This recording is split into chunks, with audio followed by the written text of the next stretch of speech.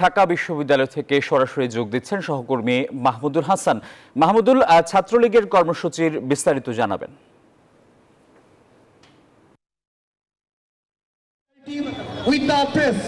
আসিফ, আপনাকে ধন্যবাদ জানাচ্ছি।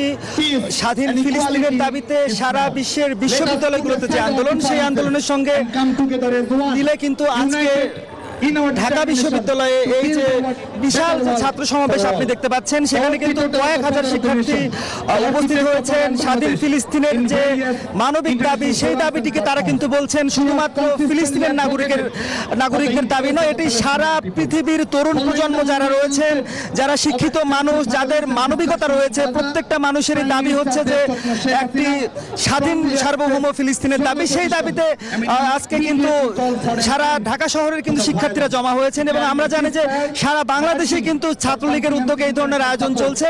এই মুহূর্তে বাংলাদেশ ছাত্রলীগের কেন্দ্রীয় ছাত্রলীগের সভাপতি, সেক্রেটারি তারা তাদের উপস্থিতিতে কিন্তু কেন্দ্রীয় নেতৃবৃন্দ বক্তব্য রাখছেন এবং বাংলাদেশে আমরা জানি যে ফিলিস্তিনের অন্তত 1003 শিক্ষার্থী পড়াশোনা করেন বিভিন্ন বিশ্ববিদ্যালয়, মেডিকেল কলেজগুলোতে। তাদের প্রতিনিধিরা এখানে এসেছেন, তারাও বক্তব্য রেখেছেন।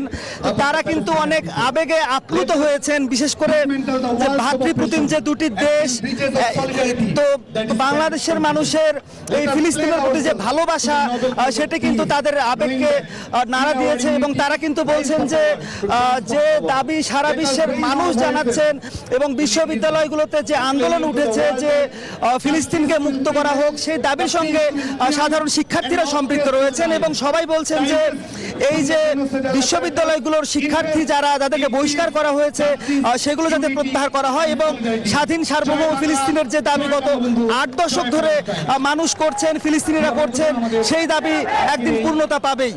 আসিফ। মাহমুদুল, আপনাকে ধন্যবাদ। দর্শক, ঢাকা বিশ্ববিদ্যালয় থেকে জানাচ্ছিলেন সহকর্মী মাহমুদুল হাসান।